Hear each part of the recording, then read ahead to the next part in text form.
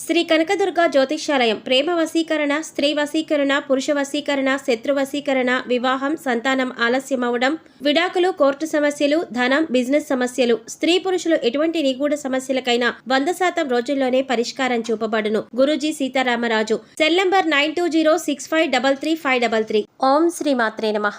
ఛానల్లోకి స్వాగతం అండి. ఈ వీడియోలో మనం 2024లో ఉగాది ఎప్పుడు వచ్చింది, ఉగాది రోజున సింహరాశి వారు ఏ దేవుడిని పూజించాలి, ఏ స్తోత్రాలు చదవాలి, అలాగే ఈ రాశివారు ఇంట్లో ఏ 2 వస్తువులు పూజా మందిరంలో పెట్టుకోవడం వల్ల దేవుడి అనుగ్రహాన్ని పొందుతారు అనే అంశాలతో పాటుగా ఏ చిన్న పరిహారం చేసుకోవడం వల్ల సంవత్సరం అంతా కూడా మంచి శుభ ఫలితాలు పొందుతారు అనే అంశాలను ఈ వీడియోలో మనం వివరంగా తెలుసుకుందాం.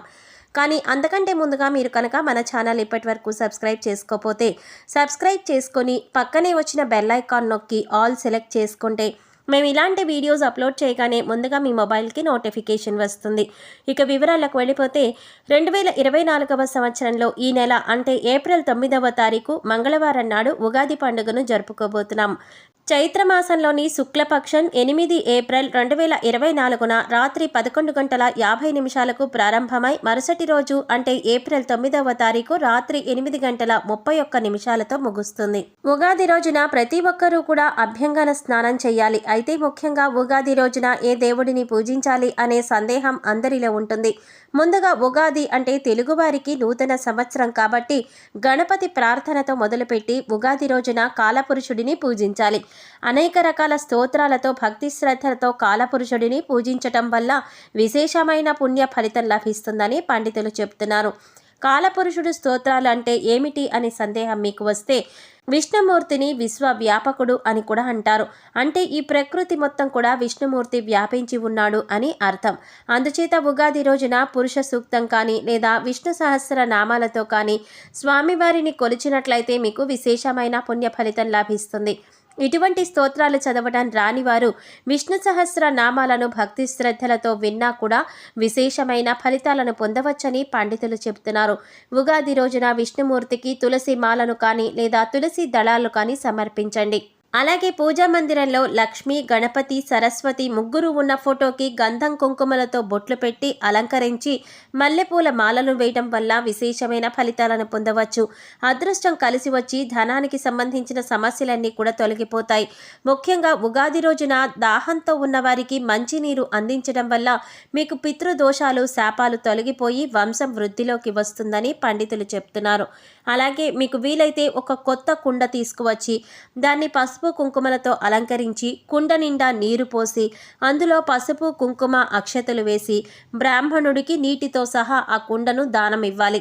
ఇలా దానం ఇచ్చే సమయంలో కుండ మీద ఒక కొబ్బరి బోండానికి దారం చుట్టి ఆ కొబ్బరి బోండాన్ని కుండ మీద పెట్టి దానం ఇవ్వాలి. ఈ చిన్న పరిహారం ఉగాది రోజున చేసుకోవటం వల్ల మీ మనసులో ఉన్న కోరికలు త్వరగా నెరవేరుతాయి. అలాగే జాతక దోషాలు తొలగించుకోవటానికి గొడుగును కానీ చెప్పులు కానీ దానం ఇవ్వాలి. ఇలా చేయటం వల్ల సంవత్సరం అంతా కూడా అదృష్టం కలిసి వస్తుంది. అలాగే ఉగాది రోజున కొత్త పంచాంగ శ్రవణం చేయాలి. అంటే పంచాంగాన్ని వినాలి. ఇలా చేయటం వల్ల గోవును దానం చేసినంత పుణ్య ఫలితం లభిస్తుందని పండితులు చెప్తున్నారు. అలాగే ఉగాది రోజున మీ పూజా మందిరంలో మీ ఇష్ట దైవానికి కానీ లేదా ఏ దైవానికైనా సరే దవనంతో పూజ చేసినట్లయితే మీ మనసులో కోరిక త్వరగా నెరవేరి జీవితంలో అభ్యున్నతిని పొందుతారు. అలాగే షడ్రుచుల సమ్మేళనం అయినటువంటి ఉగాది పచ్చడిని ఉగాది రోజున తినడం ద్వారా శుభ ఫలితాలు పొందుతారని పండితులు చెప్తున్నారు. ఇంట్లో ఉండే దేవాలయం పూజ గది మనసును దేవుడిపై లగ్నం చేసుకునేందుకు, మనసును ప్రశాంతంగా ఉంచుకునేందుకు, దేవుడిని పూజించుకునేందుకు ఏర్పాటు చేసుకునేదే పూజ గది. పూజ గదిని ఇంట్లో అన్ని గదుల్లోకి పవిత్రంగా భావిస్తారు, పవిత్రంగా ఉంచుకుంటారు. ఉగాదిలోపు లేదా ఉగాది రోజున పూజ గదిలో ఈ 2 వస్తువులు తెచ్చి పెట్టుకుంటే శివుని అనుగ్రహంతో సకల ఐశ్వర్యాలు సిద్ధిస్తాయని మన పెద్దలు చెప్తున్నారు. ఆ వస్తువుల్లో మొదటి వస్తువు గోవు బొమ్మ, ఆవు దూడ బొమ్మ ఉంటే ఇంకా మంచిది. ఉగాది లోపు లేదా ఉగాది రోజున ఒక గోవు బొమ్మను తెచ్చి పూజ గదిలో పెట్టుకుంటే సకల ఐశ్వర్యాలు సిద్ధిస్తాయని పండితులు చెప్తున్నారు. గోవు అంటే లక్ష్మీ స్వరూపం. గోవులో సకల దేవతలు కొలువై ఉంటారు. గోవును మన సాంప్రదాయంలో ఒక తల్లిగా కొలుస్తూ ఉంటాము. అందుకే గోవును గోమాతగా పిలుస్తారు. గోవులో ముక్కోటి దేవతలు కొలువై ఉంటారని మన శాస్త్రాలు చెబుతున్నాయి. గోవు బొమ్మను పూజ గదిలో పెడితే చాలు, చాలా రకాలుగా మనకు మంచి జరుగుతుందని మన శాస్త్రాలు చెబుతున్నాయి. కనుకనే ఉగాది లోపు లేదా ఉగాది రోజు ఒక గోవు బొమ్మను తెచ్చి పూజ గదిలో పెట్టండి. ఇలా పెడితే సకల దేవతల యొక్క అనుగ్రహం లభిస్తుంది. కష్టాలు బాధలు అన్నీ తొలగిపోతాయి. తరతరాలకు తరగని ఐశ్వర్యం వస్తుంది. చాలా రకాలుగా మంచి జరుగుతుందని పెద్దలు చెప్తున్నారు.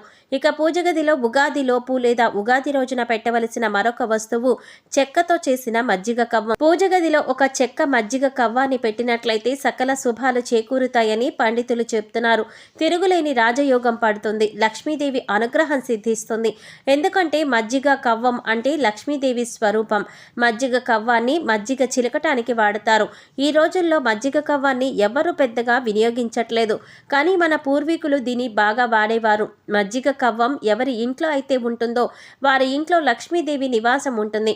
ఒక మంచి చెక్క మజ్జిగ కవ్వాన్ని ఉగాది రోజు పూజ గదిలో పెట్టుకుంటే లక్ష్మీదేవి అనుగ్రహంతో పట్టిందల్లా బంగారం అవుతుంది. కనుక అందరూ కూడా ఉగాదికి ఒక మజ్జిగ కవ్వాన్ని తెచ్చి పూజ గదిలో పెట్టండి. ఆ కవ్వాన్ని ప్రతిరోజు తీసి మజ్జిగ చేయటానికి ఉపయోగించి మళ్ళీ శుభ్రపరిచి దాన్ని దేవుడి మందిరంలో ఉంచండి. ఇలా చేయటం వల్ల లక్ష్మీ కటాక్షం కలుగుతుంది. చక్కని ఆరోగ్యం ఐశ్వర్యం సిద్ధిస్తాయి. కనుక ఉగాదికి ఈ 2 వస్తువులు తెచ్చి అందరూ కూడా పూజ గదిలో పెట్టుకొని సకల దేవీ దేవతల అనుగ్రహంతో అష్టైశ్వర్యాలు పొంది ఆనందంగా జీవించండి. ఇంతటి పవిత్రమైన ఉగాది రోజు ఇంట్లో ఈ వస్తువులు తెచ్చుకొని ఇంట్లో పెట్టుకుంటే మంచిదని దేవతల అనుగ్రహం కలుగుతుందని శాస్త్రాలు చెబుతున్నాయి. ఉగాదిలోపు ఒక దక్షిణావ్రత శంఖం ఇంటికి తెచ్చుకుంటే అదృష్టం కలుగుతుంది. దక్షిణావ్రత శంఖం ఎంతో ప్రత్యేకమైనది. ఉగాదిలోపు ఇంటికి తెచ్చుకొని పూజా గదిలో పెట్టుకుంటే లక్ష్మీదేవి ప్రసన్నమవుతుంది. విష్ణుమూర్తి అనుగ్రహంతో మీరు ధనవంతులుగా మారిపోతారు. కావున మీరు కూడా ఉగాదిలోపు లేదా ఉగాది రోజు ఒక దక్షిణావ్రత శంఖాన్ని తెచ్చుకొని పూజ గదిలో పెట్టుకుంటే ఆ పరమేశ్వరుని యొక్క అనుగ్రహం మీకు తప్పకుండా కలుగుతుంది. మంగళప్రదమైన వస్తువులంటే లక్ష్మీదేవికి ఎంతో ఇష్టం. అందుకే ఉగాదిలోపు లక్ష్మీ గవ్వలు, గోమతి చక్రాలు, తామర గింజలు వంటి లక్ష్మీప్రదమైన వస్తువులను ఇంటికి తెచ్చుకుంటే లక్ష్మీదేవి అనుగ్రహం మీకు లభిస్తుంది. ఇలా చేసినట్లయితే మీకుండే దరిద్రమంతా తొలగిపోతుంది. శివపార్వతుల అనుగ్రహం కూడా లభిస్తుంది. కనుక ఉగాది లోపు కానీ ఉగాది రోజు కానీ ఇంట్లో ఈ వస్తువులు పెట్టుకుంటే ఎంతో మంచిది. మీకు సకల శుభాలు కలుగుతాయి. ఈ వస్తువులలో ఏ వస్తువు ఇంటికి తెచ్చుకున్నా శుభం కలుగుతుంది. కానీ మీ ఇంట్లో ఇప్పటికీ ఈ వస్తువులు ఉంటే అవసరం లేదు. ఈ వస్తువులు ఇప్పటి వరకు ఇంట్లో లేనివారు ఉగాది లోపు కానీ ఉగాది రోజు కానీ ఇంటికి తెచ్చుకోండి. ఇలా తెచ్చుకుంటే సకల శుభాలు కలుగుతాయి. అయితే ఉగాది రోజున సింహరాశి వారు ఏ పరిహారం చేస్తే వారి జీవితంలో కష్ట నష్టాలు తొలగిపోతాయో తెలుసుకుందాం. ఏ పని మొదలుపెట్టినా ఆటంకాలు లేకుండా ఉండాలంటే గణపతిని ముందుగా ప్రార్థించాలి అన్న విషయం మనందరికీ తెలిసిందే. అయితే ఈ ఉగాది రోజున మీకు వీలైతే గుడికి వెళ్ళి వినాయకుడికి గరికెను సమర్పించి ఎర్రటి పుష్పాలతో అష్టోత్తరం చేయించుకోండి.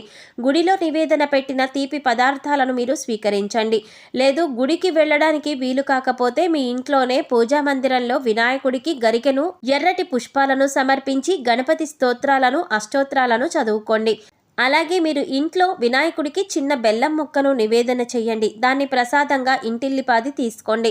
ఇలా చేయటం వల్ల మీకు ఉగాది నుంచి కూడా కొత్త సంవత్సరం అంతా కూడా ఎటువంటి ఇబ్బందులు ఆటంకాలు లేకుండా సంతోషంగా జీవిస్తారు. సో చూసారు కదండి, ఉగాది లోపు కానీ లేదా ఉగాది రోజు కానీ సింహరాశి వారు ఏ వస్తువులు ఇంట్లో పెట్టుకోవడం వల్ల కాలపురుషుడు లేదా విష్ణుమూర్తి యొక్క అనుగ్రహం కలుగుతుంది. అలాగే ఉగాది రోజున ఏ దేవుడిని ఏ విధంగా పూజించాలి, ఎలాంటి ఆచారాలు పాటించాలి అనే అంశాలతో పాటుగా ఏ చిన్న పరిహారం చేయటం వల్ల సింహరాశి వారు సంవత్సరం అంతా కూడా ఆనందంగా ఉంటారు అనే అంశాలను ఈ వీడియోలో మనం వివరంగా తెలుసుకున్నాం కదా. ఈ వీడియో మీకు నచ్చినట్లయితే లైక్ చేసి మీ ఫ్రెండ్స్ అండ్ ఫ్యామిలీ మెంబర్స్లో సింహరాశి వారు ఎవరైనా ఉంటే వారితో మర్చిపోకుండా ఈ వీడియోని షేర్ చేసుకోండి.